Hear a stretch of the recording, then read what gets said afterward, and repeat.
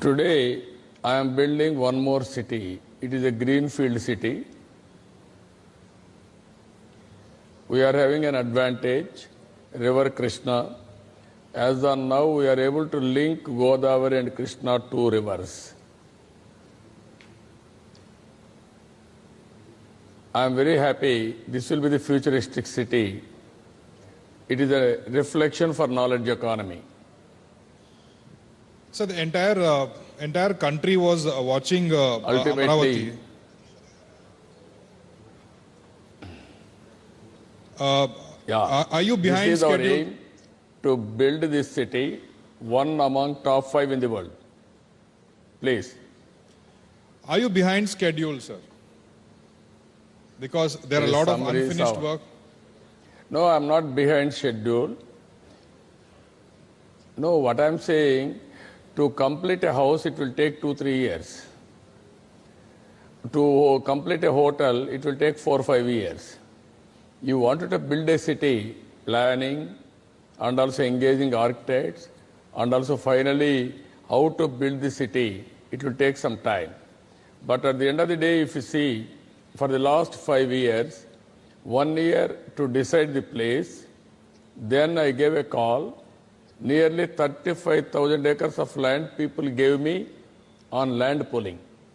Nowhere in the world, in democratic country, this type of land, we got it. Ultimately now, administrative capital is going on, so many institutions are coming. This next 5 years, one of the best ecosystem we are going to establish. It is, you see Gandhi Nagar, how many years it took? You see Naya Rayapur, how many years? Chandigarh, what is the position? But this city is taking up very well. Okay. It will be best city in the near future. Okay. Chandrababu Naidu, you are the original technocrat politician in this country, sir. We know your track record in building Hyderabad into Cyberabad. There's a new generation, 5th generation technologies coming, sir. Machine learning, artificial intelligence, biotechnology. Where does Chandrababu Naidu, the technocrat, see these technologies in the service of his people? No, what I am saying, I am always ahead of times, not only technology. Today, if you see, we are having an aware organization. I can predict everything. Best technologies available all over the world, we are able to establish. Now on cyclone, Fani cyclone, we are able to track exact location and also movement and also where it is landing also. That is the technology we are using today. We are having a real-time governance. In real-time governance, everything we are able to sort it out real-time. Now we are moving what you are saying, machine learning, artificial intelligence, and you name anything, everything we are adopting. Ultimately, we want to solve all the problems with real time. We want to communicate real time. And ultimately, every problem will be solved in a real time. Well, I met you in Vizag during one of your rallies. I saw the response at massive crowds also. After that, this is the conversation that I'm having with you. Elections have happened recently. Fiercely fought elections between you and YSRCP. And after that, you came to Delhi, you complained against the Election Commission, you approached the Supreme Court. Where do you see on 23rd, sir? After elections, how are the numbers coming up for you?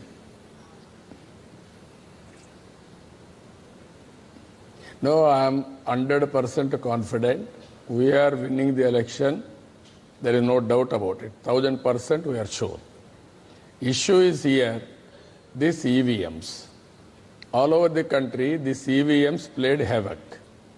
Some of them are malfunctioning, some of them non-functioning, and also some of the EVMs, there is a rumor they can manipulate.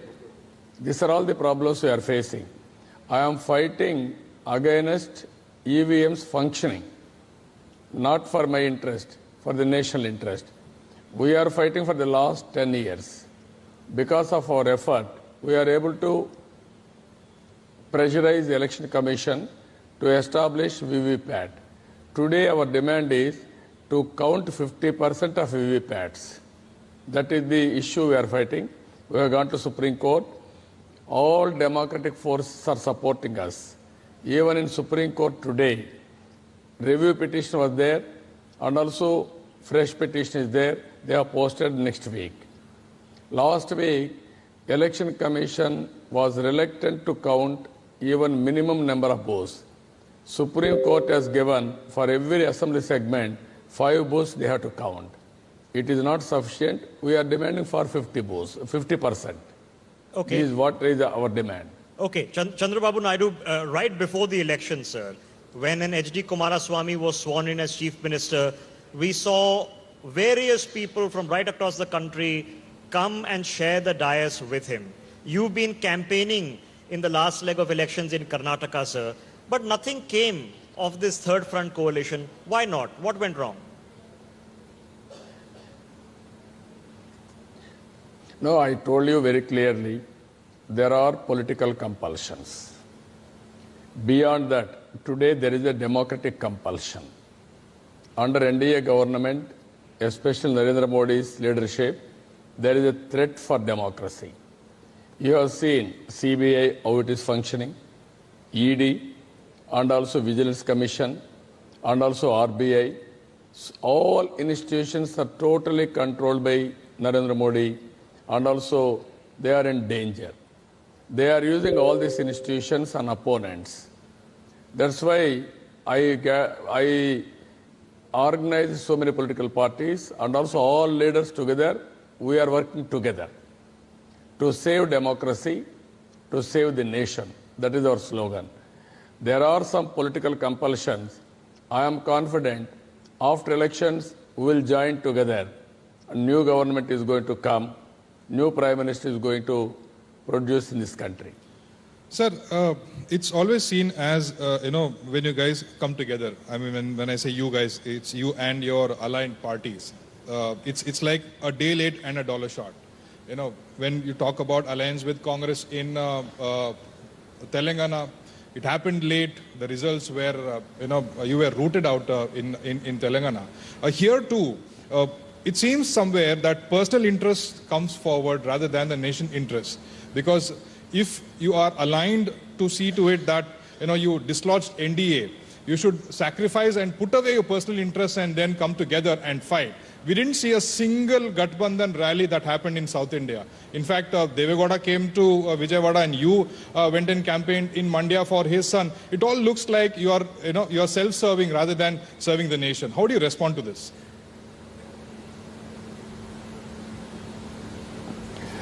No, that is not correct. There are some political compulsions. That's why people are unable to overcome that political compulsion.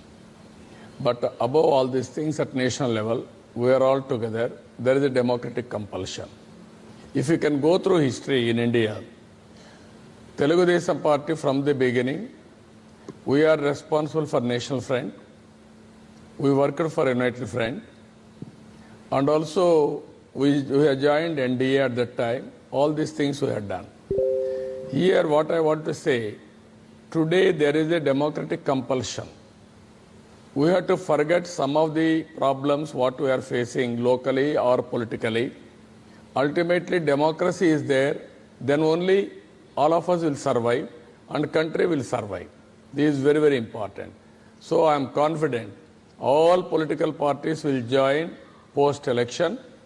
With consensus, we will build a candidate that Prime Minister will give better governance, better future for this country. Okay, you already answered the question I was going to ask you about who the candidate will be. You say a consensus candidate post the polls. We've seen some violence that took place during the polls in Andhra Pradesh, sir. Something similar is happening in West Bengal. There's a lot of poll violence that is taking place. Mamata Banerjee insists the BJP doing it. BJP insists the TMC doing it.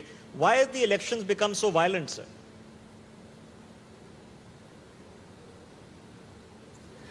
No, if you see here, in the recent 5 years, there is a hatred campaign. BJP is spending huge money. Is it correct, I am asking? During demonetization, I made it very clear. You have gone for demonetization. Now go for digital currency. Abolish 2,000 rupees and also abolish 500 rupees also. By abolishing 1,000 rupees, they brought 2,000 rupees. What it indicates? You are making country corrupt. You are spending huge money.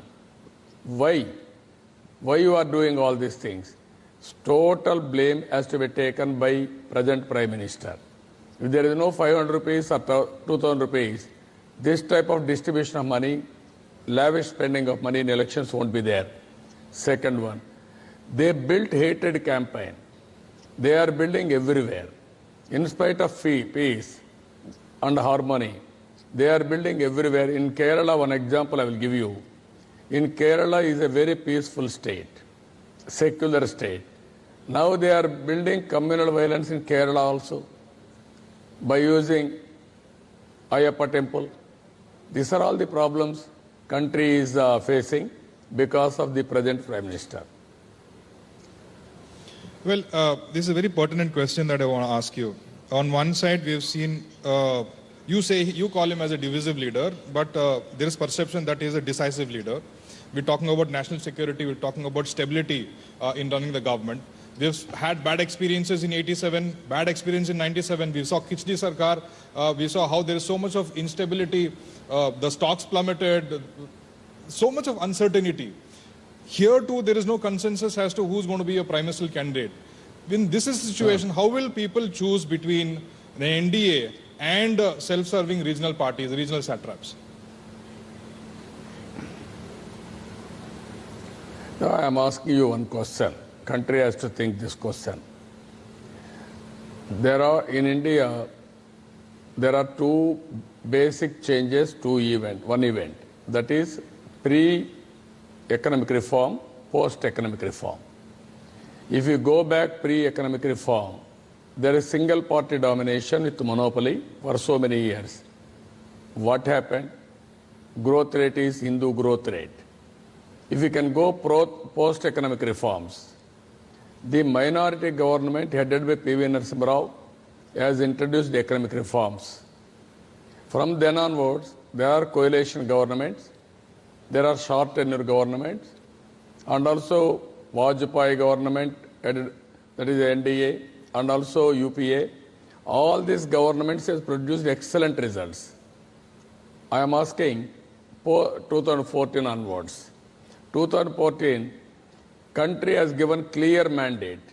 What happened to the country? What about economy? What is the result of demonetization? What is the employment rate? What is the farm sector crisis? Everywhere there is a crisis. Devaluation of rupee. You are saying more and more strong leadership. For what purpose? There is no vision. There is no achievement. There is a problem. India is a great country. We are having so many advantages. One advantage, if you see, demographic dividend, democracy, information technology, English speaking, biggest market in the world. No other country is having this type of advantages. If we can go back, pre-independence and post-independence. Pre-independence, around 1700, India contributed 27% of economy, global economy. 1950, after independence, if you see, our contribution is only 3% to global economy. 50 to 80, if you can compare, that is Hindu growth rate. After 90, India is moving very fast. Okay. I am very confident India will be one among 3 global countries in the world. That is America, China, India. These are all the countries. But we need good leader. Chief Minister, there has been so much talk in this country about national security, about Pakistan. Just 2 days ago, the UN has proscribed Masood Azhar as a global terrorist. The BJP is saying very clearly that this is a diplomatic win. A lot of people are grudging credit. Do you feel that in some cases, when it comes to serving the nation, legitimate credit can be shared even with the incumbent government? No, what I'm saying, you have to understand this. Everybody in this country is a patriot. We are all worried about this country. We are prepared to sacrifice for this country. But at the same time, insecurity, terrorism, it is a global phenomenon. How to control, all countries has to work together. Always, if you wanted to compare India with Pakistan, no, I don't like it. India is a great country, bigger country. Pakistan is equal to one state or two states. Their economy is only 10% of our economy. Then why you are comparing always? Only to get votes? No. This is not correct also. This is where I am saying India is a powerful country. One should remember. We are having all capacity to face anybody, any external threat. I am confident on that. But we have seen attacks happen. Pulwama happened. So there is need to nip it in the bud and handle it in a deft way. Whose failure is Pulwama? The present government? This is where I am saying. This is where one should analyze controlling external threat or face external threat. Always one has to be prepared. Country has to be prepared. We are preparing. That's why we are spending so much of money on defense. But leadership is very important. Well, So nobody can take credit out of it. Country is taking credit out of it. talking about cooperative federalism, we have seen how India is a diverse country. We've got 31 states. It's important that the state and the center are on the same page, is in sync for the development of the country and the region too. But recently we've seen how this cooperation has changed to confrontation. You blocked the CBI, then again you're making charges against the ED and the Income Tax Department. Where is it all headed, sir? What kind of signal is it sending?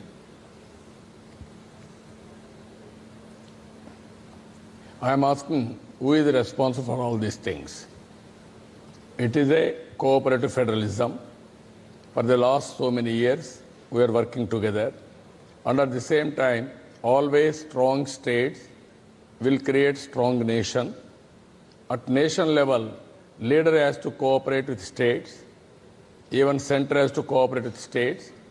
Whenever they wanted to undermine states or they want to take the powers of the states, all these problems will come. For all this fiction, Prime Minister is responsible. That is what I am saying from the beginning. So what I am asking people in the country, under Narendra Modi's leadership, successfully is killing leadership, either political leadership, bureaucratic leadership, or media leadership, or your corporate leadership. If you destroy leadership, then who will produce results? Then ultimately democracy also will die. Okay, Chief Minister, By using excess of all central government institutions. Chief Minister, eventually, other than the BJP and the Congress, for a state party or a state leader to emerge and look towards the running of this country at the helm, we will require information as the people and the voters on where the national positions of these parties are. For example, what do you feel that the correct solution or the way forward in Kashmir is, for example?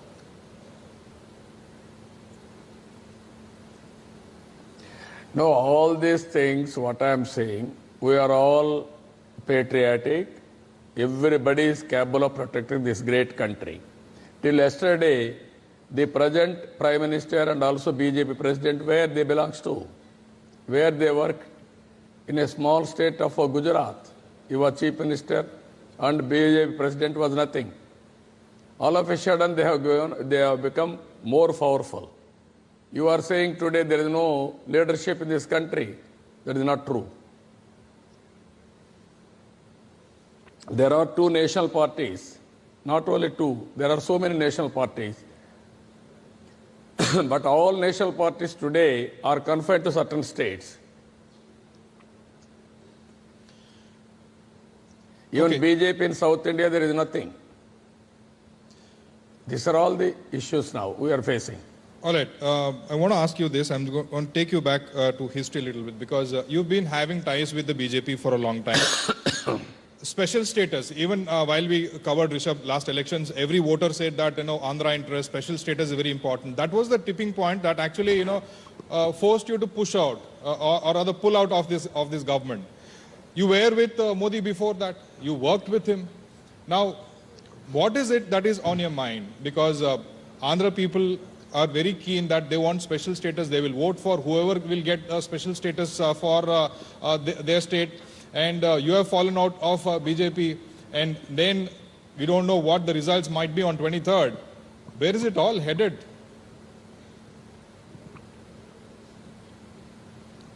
No, you are very clear. After bifurcation is a painful process. We all developed Hyderabad in a big way. I was instrumental of building Cyberabad city, creating knowledge economy and thereby wealth creation. All of a sudden they have taken decision. They mentioned in the Bifurcation Act there are so many provisions. Even then, the then Rajya Sabha felt it is not sufficient. Then finally the then Prime Minister announced special status. Is it not the responsibility of the present Prime Minister to honor all these things? He promised in the elections and ultimately he betrayed. That's why we are fighting. He betrayed Andhra Pradesh, he betrayed country also in so many aspects. And after 23rd, all political parties agreed for special status and also justice for Andhra Pradesh. That is where we are working together. Okay, two last questions before we let you go, Chief Minister.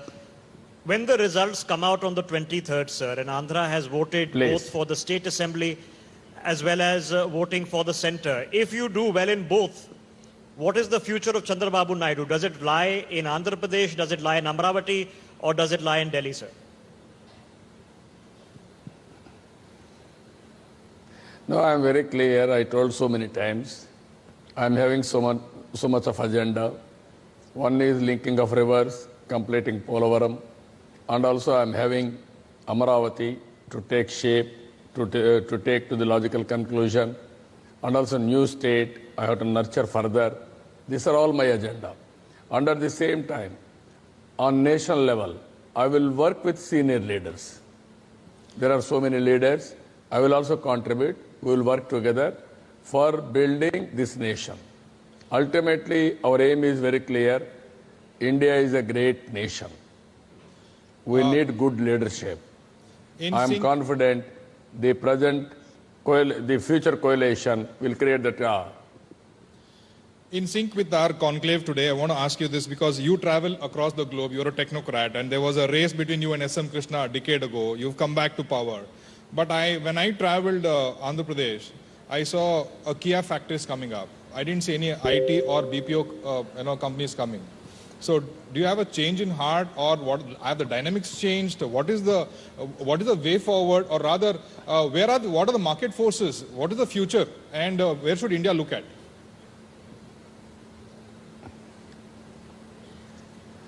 No, if you can go through now, for the last 5 years, very bad, sad situation for India. We talk much, less has come to India. But at the same time, future there is IT and also other manufacturing, especially automobile, food processing, aerospace and defense. Even you can go other industries also, there is a lot of market. While even if you can see hardware and electronics, huge market. All these things we are doing extremely well. Even on knowledge economy, we are working Visakhapatnam futuristic city for fintech and also data warehousing. Even Adani is going to spend 70,000 crores for setting up data center, comprehensive data center. This is the futuristic industries we are moving forward.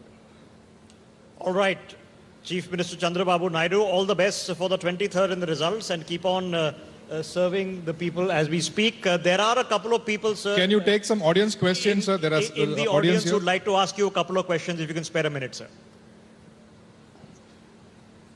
There's a mic. Yeah, I will be very happy to answer.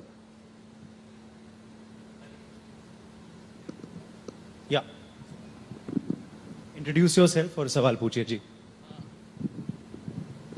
Sir, first of all, I wish to congratulate the News Nation, the team of entire news channel, those organize this like big conclave here.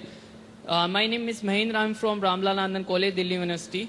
Sir, I wish to ask one question and very simple. Your vision for making Amaravati like a capital of India, better capital. So, what do you think? How, like, in which time you can achieve this, like your vision? Okay, so you've said the top 5 cities in the world, Amravati.